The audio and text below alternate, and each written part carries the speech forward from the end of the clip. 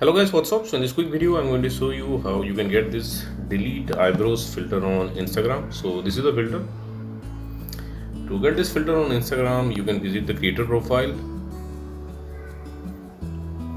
Angel 2D is the creator of this filter. You can follow her to unlock all her filter to your camera tray. So check in our filter gallery. And this is the filter, delete eyebrows. Tap on it. And you will see this preview. From here you can save it to your Instagram camera tray and tap on try to try the filter. And suppose you are not finding the filter like this, then what you can do, you can visit this website also. Link to this website I will give in the description box below. Here in this website you will see the link to the filter. Just tap on the link and open it with Instagram. And likewise also you can get this effect on Instagram. So thanks for watching the video guys. See you on the next video.